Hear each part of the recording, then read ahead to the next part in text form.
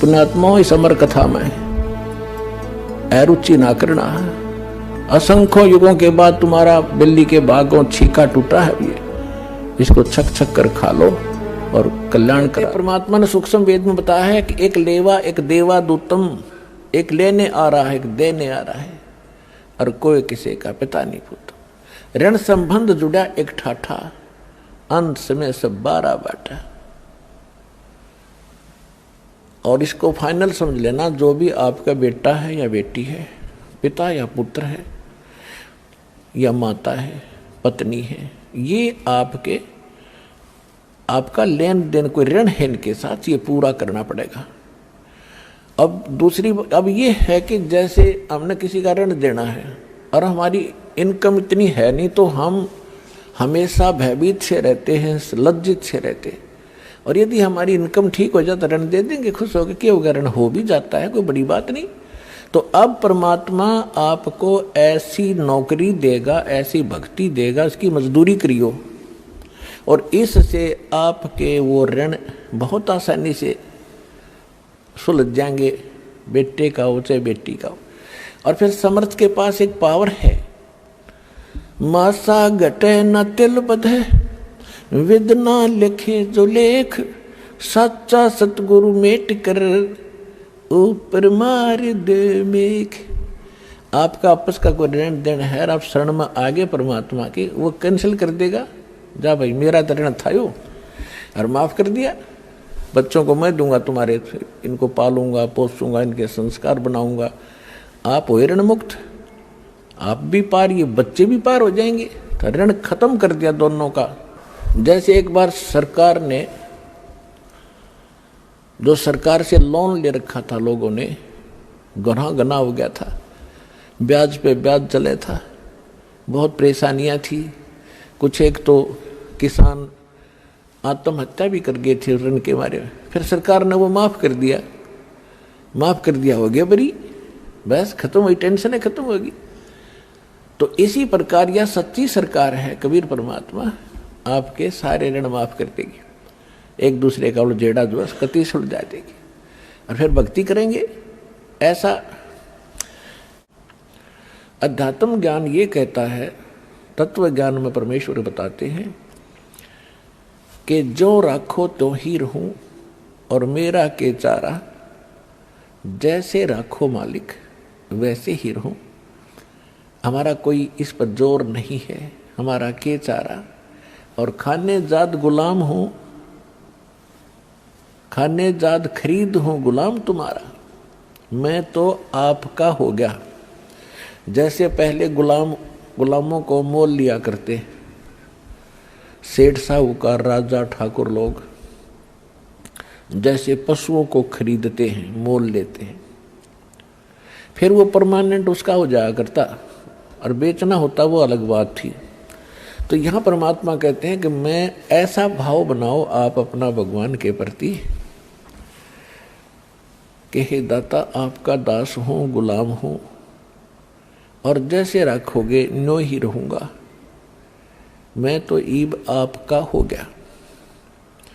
जब तक आप सतगुरु शरण में नहीं आते हैं, आपका संतान नहीं है तो नहीं है तो नहीं है, नहीं होती। फिर हम क्या करते हैं, किसी का बच्चा लेते हैं, अडॉप्ट करते हैं, गोद लेते हैं। फिर आगे चल के क्या होता, जब बच्चा युवा होता है, उसके अपने संस्कार अपने हिसाब से वो चलता करता, कार्य करता है। तो लास्ट में ये आता है कि ये भगवान, अगर मेरा बच्चा होता, वो बूढ़ा बुढ़िया यूँ क्या करें, फिर बतलाते हैं, तो क्या ये ऐसा व्यवहार करता, यानी फिर उसके साथ भी खिंचाता नहीं। तो परमात्मा कहते हैं कि ये भूल है आपका, क्योंकि आपने लोकवेद और परंपरा का ही निर्वाह किया है। अब जब आप परमात्मा की शरण में आ जाओगे, फिर वो जो चाहेगा वो करेगा। यदि आपको संतान देना अनिवार्य समझेगा, कोई अपनी अच्छी आत्मा भेजेगा। और दूसरी बात ये होती है कि समाज ये कहता है कि जिसके संतान नहीं वो मनहूस व्यक्ति है। और यहाँ तक कहा करते थे कि उसकी शक्ल नहीं देखनी चाहिए सुबह सुबह, जिसके संतान ना हो। बे औलादे आदमी की सुबह सुबह दर्शन नहीं होने चाहिए। ये तो है लोकवेद दंत कथा,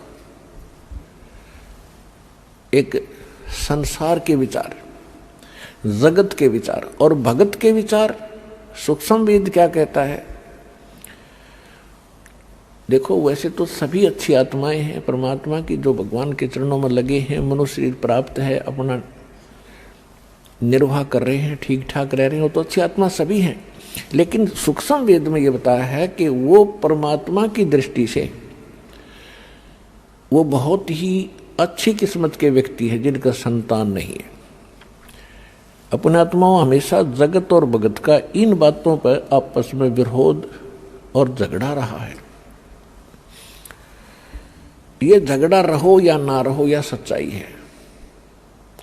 उसका कारण क्या है कि जैसे सुखदेव ऋषि जी मां के गर्भ से निकलते ही 12 वर्ष की तक मां के गर्भ में रहे थे, और मां के पेट से बाहर आते ही वो 12 वर्ष की आयु का शरीर बन गया एकदम उसका, और उठकर चल पड़े अपनी ओर नाल को साथ कंधे पर डालकर कि आगे काटूंगा इसने कितने।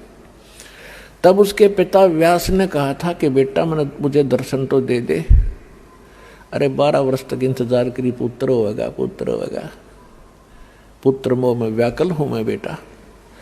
तो सुखदेव ऋषि ने देखा नहीं अपने पिता की ओर, और चलते चलते कहा कि ऋषि जी अब मुझे इस यहाँ के इस जो संसार का ये जो चक्र है इसका मुझे पूर्ण ज्ञान हो गया, और अब मैं इसमें फंसूं नहीं।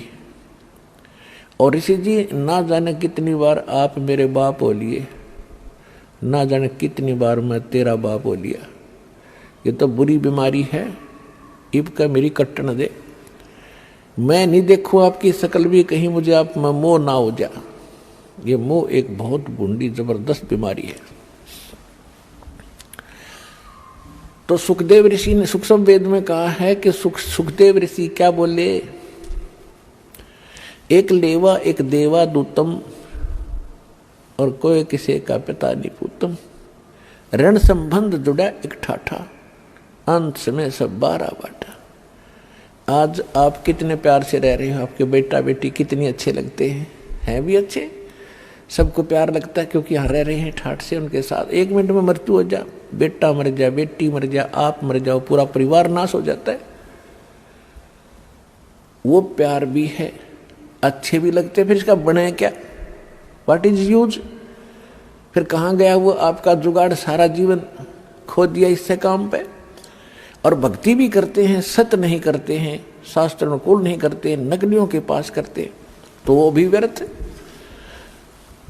एक समय एक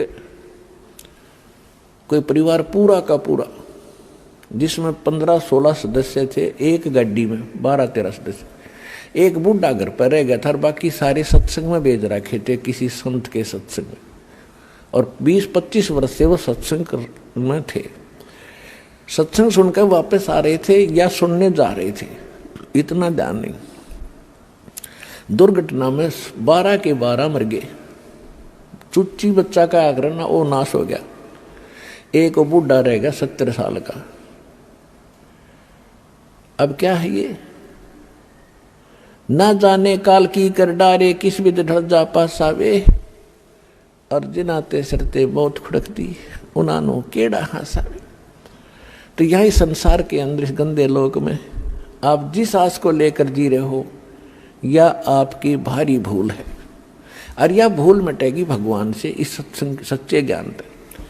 फिर बात रही कि ये भी मालिक को मालूम है कि ये 3 गुण, इन तीनों गुणों का जो त्रिगुणमयी माया का जो दबाव है, ये ब्रह्मा विष्णु महेश स्वयं नहीं बचे इससे, तो जीव नहीं बच सकता।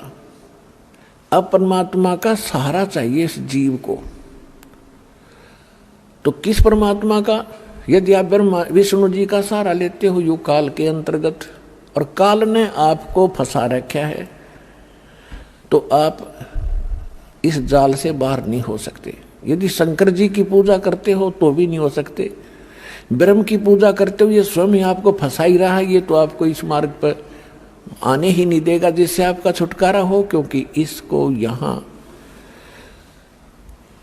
आपको फंसाए रखना इसका एक उद्देश्य है कि इसको भूख लगती है, इसको श्राप लगा हुआ है काल भगवान को, ब्रह्म को, जो गीता अध्याय नंबर 11 के श्लोक नंबर 32 में कहता है कि अर्जुन मैं काल हूँ और सबको खाने के लिए अब आया हूँ, श्री कृष्ण में प्रवेश कर गया हो, ये ऐसे करता है।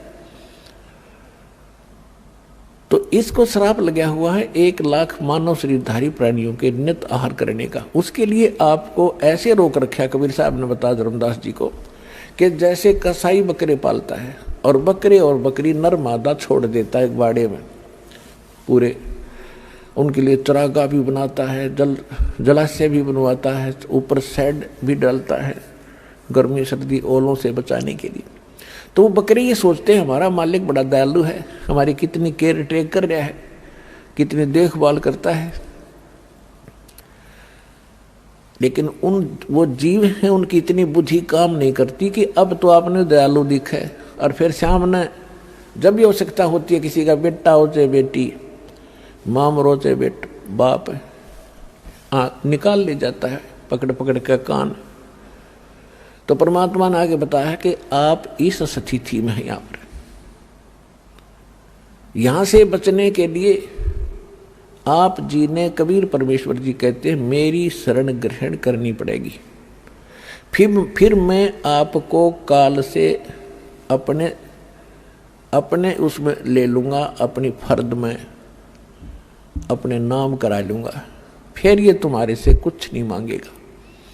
तो उसके लिए आप जी ने परमात्मा की शरण ग्रहण करनी पड़ेगी, और शरण ग्रहण करने के बाद फिर मर्यादा से रहोगे, तब आपकी ये बच्चे भी ठीक रहेंगे। मालिक को मालूम है कि ये नहीं रह सकते, चाहे कितना ज्ञान हो ले और कितना कुछ कर ले, ये दबाव इतना है आपके ऊपर। फिर भी परमात्मा ने एक विकल्प निकाला है, इसका एक अल्टरनेट बताया है कि मेरी शरण में रहे।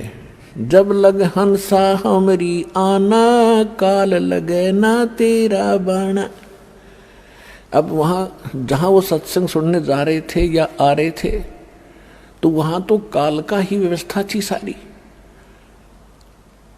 वहाँ तो वो भक्ति है ही नहीं। वैसे भी कई और स्थानों पर जाते हैं, कोई वैष्णो देवी पर जाते हैं, कोई जगन अमरनाथ पर जाते हैं, वहाँ भी मरते हैं लाखों हजारों लोग। केदारनाथ पर मर गए 20-30 हजार व्यक्ति सेकंडों में। तो वो तो सारी काल व्यवस्था ही है, वहां तो वो करेगा ही करेगा, वो तो सबको खावेगा। वहां तो उसकी खूब पहुंच है, उसके अंतर्गत है सारा स्थान। जब आप परमेश्वर कबीर जी की शरण में आ जाओगे, फिर उसकी नहीं चलेगी। जब लग हंसा हमरी आना, काल लगे ना तेरा बाना।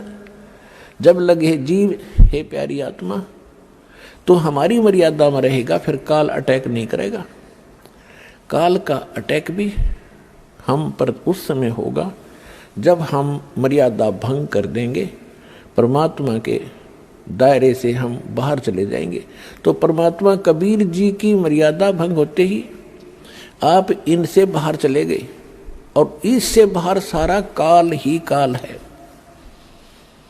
जैसे समुद्र में, समुद्री जहाज में आप बैठे हो और कोई नशा करके समुद्र में कूद जा, तो उस जहाज ही बचाव का स्थान था, वो दिया छोड़े तो वहां तो डूबोगे, मरोगे। तो इस स्थान को छोड़कर पूरे विश्व में काल व्यवस्था है, इसको छोड़कर जहां भी जाओगे वहां आपको कोई प्रोटेक्शन नहीं होगा, दुख के अतिरिक्त कुछ नहीं मिलेगा। अब प्रसंग चल रहा है कि जैसे जिनके संतान नहीं है उनको अच्छी आत्मा एक भाग्यशाली बताया है, और संसार विचारों से वो मनुष्य बताए जाते हैं। तो जगत और भगत की सोच में इतना अंतर सदा से रहा है, जिस कारण से आपस में ये झगड़े बने रहे। अब बुद्धिमान समाज है, खूब समझेगा, एजुकेटेड किया जाता ना आपको, बूढ़े से लेकर बालक तक। बहन बेटी माताएं सभी शिक्षित कर दी। और हमने ऐसे ऐसे इंस्ट्रूमेंट बना लिए, इंटरनेट लगा लिया और कंप्यूटर बना लिए, तो राम नाम का भी हम बनाएंगे भी इंटरनेट, इसमें भी इतना दिमाग लड़ाएंगे अपना। तो यहाँ परमात्मा कहते हैं कि जैसे एक लेवा एक देवा दूतम और कोई किसी का पिता नहीं पूतम। ये तो ऋण संबंध जुड़ा एक ठाठा। जैसे दास कई बार कथा सुनाता है, एक व्यक्ति को एक पुत्र प्राप्त होकर उसकी पत्नी मर गई, दूसरा विवाह कराया तो दूसरी विवाह से उसे पुत्र प्राप्त हुआ। उसमें आपस में 10-12 वर्ष का अंतर था, 8-9 वर्ष का अंतर था। तो दूसरा पुत्र हुआ तो वो स्वयं भी मर गया और उस पुत्र की छोटे वाले की माँ भी मर गई। बड़े वाले का विवाह हो गया, उसकी पत्नी आ गई। अब वो माँ के तो 2 के थे, पिता एक था। तो जो पहली वाली माता से उत्पन्न था उसका विवाह हो गया, उनका संतान अभी थी नहीं। उधर से वो छोटे वाला जो दूसरी माँ का था वो बीमार हो गया। रोगी हो जाने से उसका उपचार करवाया। तो फिर विचार, जब उपचार कराते हैं तो पैसे लगते हैं। तो दोनों पति पत्नी ने विचार विमर्श किया कि इसका इलाज कराएंगे और ये बहुत पैसा खर्च हो जाएगा, और क्यों ना इसको विष देकर ख़त्म कर दें। उन्होंने एक डॉक्टर से बात की, वैद्य से, कि हम ऐसे ऐसे कर दो, बीमार ये है ही, रोगी है ही, लोग सोचेंगे रोगी था मर गया। तो वैद्य ने कहा कि मैं 500 रुपये लूँगा। अच्छी संपत्ति थी, संपत्ति का वो वारिस था 50% का। उन्होंने 500 रुपये देकर अपना कांटा निकाल दिया, वो मरवा दिया। रिलेटिव्स ने सोचा, रिश्तेदारों ने सोचा भी बीमार था मर गया, कोई बात नहीं, बात आई गई हुई। उधर से क्या हुआ कि उधर से उसकी पत्नी को गर्भ रहा, एक पुत्र की प्राप्ति हुई और खुशी का ठिकाना नहीं। उस बच्चे को बड़े लाड प्यार से खवाया प्याया, गिने दिनों में वो युवा हो गया, सेहत अच्छी थी। पहले 12-13 वर्ष की आयु में विवाह कर देते थे, उस बच्चे की शादी कर दी, विवाह कर दिया। विवाह के कुछ दिन के बाद वो बच्चा बीमार हो गया। उसका वो भाई जो बीमार हो गया, उसका लड़का, तो उसके ट्रीटमेंट के लिए उसने कति देश विदेश तक सभी झाड़ फूक वाले, किसी ने 1000 रुपये मांगे, 20,000 मांगे, सब दे दिए। वैद्यों ने भी जो मुँह मांगा पैसा दिया, लेकिन रिजल्ट 0 रहा। आधी संपत्ति भी बिक गई और लड़का खाट पकड़ गया, अस्थि पंजर शेष दिखाई दे। तब उसने एक दिन, उसका पिता बैठा था साथ में, चारपाई के साथ में। लड़के ने कहा कि भाई साहब एक काम कर, अब मेरे कफन की लकड़ियों की तैयारी कर ले, तेरा मेरा हिसाब हो गया। अब केवल लकड़ियों का और ये कफन का हिसाब किताब शेष है, उसको कर तैयार। अब उस व्यक्ति ने सोचा कि लड़का इतना डिस्टर्ब हो गया, इसका मेंटली डिस्टर्ब हो गया, यो मुझे भाई कहता है। उसने कहा बेटा मैं तेरा पिता हूँ, तेरा बाप हूँ मैं। बोला नहीं, तू मेरा भाई है, और विचार कर मैं तेरा वो भाई हूँ जिसने तुझे विष देकर मरवाया था। मैं ही तेरे घर पे आया हूँ तेरा अपना बदला लेने के लिए, अपना ऋण वापस चुकाने के लिए।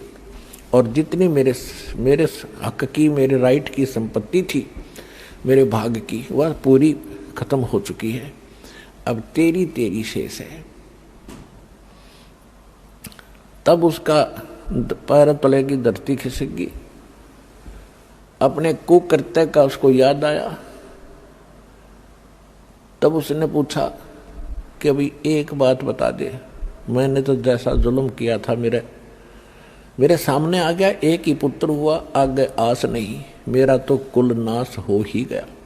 पर एक बात बता, हमने तो जो जुल्म किया तेरे साथ हमारे सामने आ गई, इस जो तेरे भाई आई है तेरी ये लड़की जिससे तेरा विवाह हुआ है, अब इसने के कौन सा पाप कर दिया, या जिंदगी फूकी जाएगी तेरे साथ, क्योंकि उस समय सती प्रथा थी कि तेरे साथ या जीवित जलाई जाएगी। इसने कौन सा दोष कर दिया बेचारी ने। तब उसने बताया कि वो डॉक्टर कहाँ है, वैद्य कहाँ है जिसने मुझे विष दिया था कि तेरे 4 वर्ष के बाद उसकी मृत्यु होगी थी। तो लड़का कहने लगा ये वही दुष्ट आत्मा है, अब यह जिंदगी फूकी जाएगी। और ऐसा ही हुआ, ये कहकर शरीर छोड़ गया। तो यहाँ कहते हैं परमात्मा ने सूक्ष्म वेद में बताया है कि एक लेवा एक देवा दूतम, एक लेने आ रहा है एक देने आ रहा है, और कोई किसी का पिता नहीं पूछता। ऋण संबंध जुड़ा एक ठाठा, अंत समय सब 12 बाटा। और इसको फाइनल समझ लेना, जो भी आपका बेटा है या बेटी है, पिता या पुत्र है या माता है, पत्नी है, ये आपका लेन देन कोई ऋण है इनके साथ, ये पूरा करना पड़ेगा। अब ये है कि जैसे हमने किसी का ऋण देना है और हमारी इनकम इतनी है नहीं, तो हम हमेशा भयभीत से रहते हैं, लज्जित से रहते हैं। और यदि हमारी इनकम ठीक हो जाए तो ऋण दे देंगे, खुश होकर, क्या होगा, ऋण हो भी जाता है, कोई बड़ी बात नहीं। तो अब परमात्मा आपको ऐसी नौकरी देगा, ऐसी भक्ति देगा, उसकी मजदूरी करियो, और इससे आपके वो ऋण बहुत आसानी से सुलझ जाएंगे, बेटे का हो चाहे बेटी का हो। और फिर समर्थ के पास एक पावर है, मासा घटे न तिल बधे, विद ना लिखे जो लेख, सच्चा सतगुरु मेट कर ऊपर मार दे मेघ। आपका आपस का कोई ऋण देन है, आप शरण में आगे परमात्मा की, वो कैंसिल कर देगा। जा भाई मेरा तो ऋण था यो, और माफ कर दिया। बच्चों को मैं दूंगा तुम्हारे, इनको पालूंगा पोसूंगा, इनके संस्कार बनाऊंगा, आप हो ऋण मुक्त, आप भी पार, ये बच्चे भी पार हो जाएंगे। तो ऋण खत्म कर दिया दोनों का। जैसे एक बार सरकार ने, जो सरकार से लोन ले रखा था लोगों ने, गना हो गया था, ब्याज पे ब्याज चले था, बहुत परेशानियां थी। कुछ एक तो किसान आत्महत्या भी कर गए थे ऋण के मारे। फिर सरकार ने वो माफ कर दिया, हो गया बरी, बस खत्म हुई, टेंशन खत्म होगी। तो इसी प्रकार यह सच्ची सरकार है कबीर परमात्मा, आपके सारे ऋण माफ कर देगी, एक दूसरे का उलझेड़ा जो है कति सुलझा देगी, और फिर भक्ति करेंगे। ऐसा